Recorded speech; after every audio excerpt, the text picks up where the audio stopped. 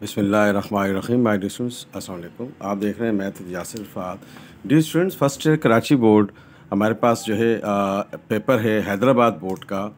चूँकि बुक तो सेम है ना पूरी सिंध में, तो इसका हमने MCQs को सॉल्व किया है। ये अभी जो पेपर हुआ है आपका रिसेंटली फर्स्ट ईयर का जो मैथमेटिक्स है हैदराबाद बोर्ड का, ठीक है स्टूडेंट्स। तो इसकी हमने MCQs को सॉल्व किया है। ये पेपर जो हमने मिला है, इसमें आपने उन आंसर्स को फोकस करना है जो मैंने ब्लू पेन से इसको किए, क्योंकि फ्रेश कॉपी मुझे अवेलेबल नहीं थी। इसको हमने सॉल्व किया है। तो आइए स्टूडेंट्स, जहाँ सोल्यूशन की ज़रूरत पड़ेगी वहाँ हम आपको एक्सप्लेन करेंगे। जहाँ आपको डायरेक्ट फार्मूला अप्लाई करना है वो आपको याद करना होता है।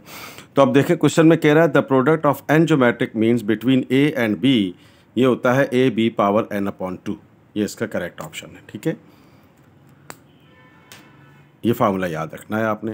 कह रहा है which one of the correct a, g and h arithmetic, geometric and harmonic progression अगर हो तो इनका आपस में रिलेशन क्या होता है।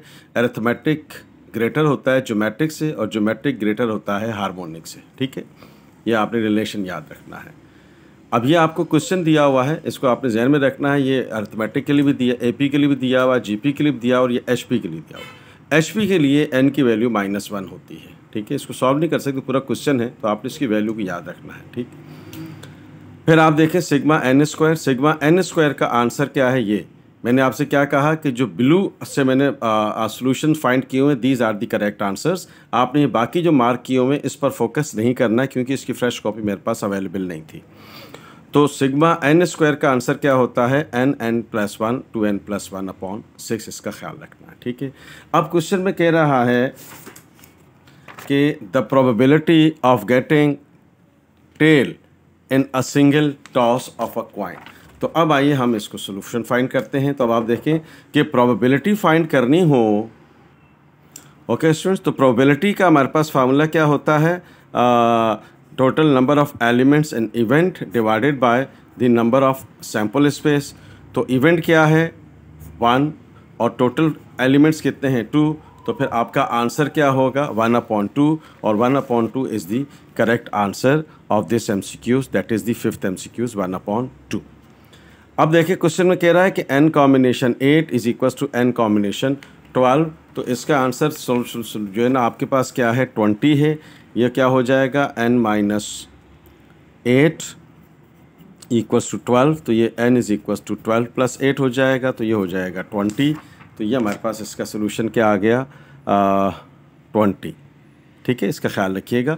बार बार कह रहा हूँ कि जो ब्लू पेन से मैंने बॉक्स बनाए हुए हैं, these are the correct answers. अब cos 2x का formula cos square minus sine square x भी होता है, 2 cos स्क्वायर माइनस x -1 भी होता है, 1 - 2 साइन स्क्वायर x भी होता है। यानी कि तीनों ऑप्शंस करेक्ट हैं। तो all these options are correct.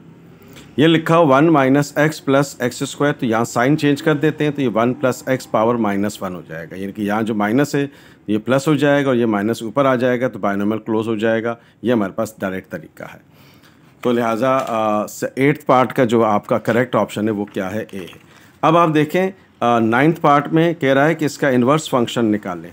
तो इन्वर्स फंक्शन कैसे निकलेगा, अगर आपको याद हो, f(x) को हम लेट कर लेते हैं कि ये y की इक्वल है। तो फिर x क्या होगा f इन्वर्स y। तो ये हो गया y is equal to 1 - fx। x को सब्जेक्ट करना होता है, तो ये हो गया 1 - y। तो ये x - y/5 हो गया। x किसकी इक्वल है, x हमारे पास है f इन्वर्स y के। तो अगर आपको याद हो इन्वर्स फंक्शन निकालने का तरीका क्या होता है, x y की जगह आपने x पुट कर दिया, तो 1 - x हो जाएगा, ये 1 - x/5।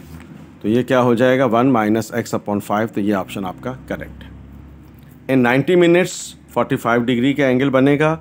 इसको आपने आवर्स में चेंज करके डिवाइडेड बाय 12 मल्टीप्लाई बाय 360 कर देंगे, तो आपके पास आंसर आ जाएगा। कोई भी टाइम दिया हुआ हो, any time which is given to you. ये 90 मिनट्स है, इसको आप 60 से डिवाइड करेंगे तो 1.5 आवर्स बन जाएगा, और 12 आवर्स होते हैं टोटल, डिवाइड कर देंगे, और टोटल एंगल 360 होता है, तो 360 से मल्टीप्लाई कर देंगे तो एंगल आ जाएगा। अब आप देखें कि आपके पास ये दिया हुआ है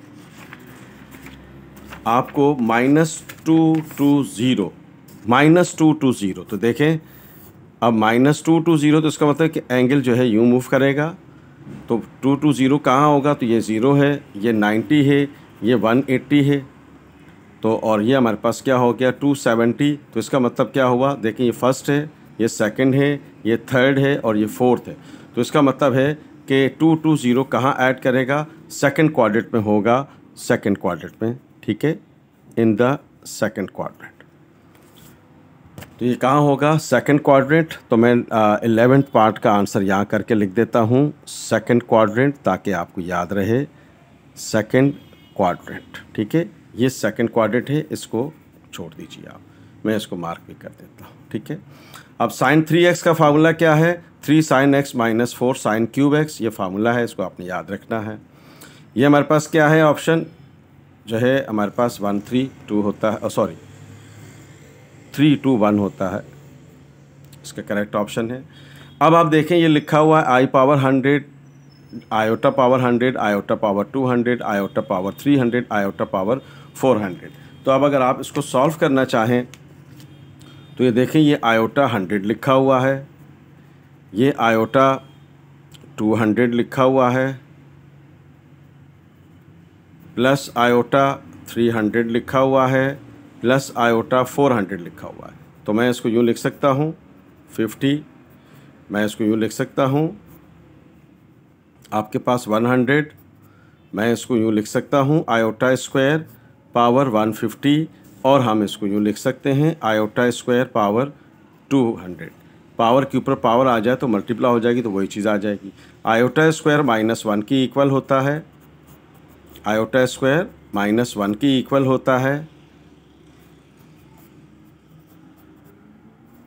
तो आप देख रहे हैं कि ऊपर पावर सारी की सारी इवन है, तो लिहाजा नेगेटिव पॉजिटिव हो जाएगा, तो इसका आंसर क्या आ जाएगा, 4 आ जाएगा।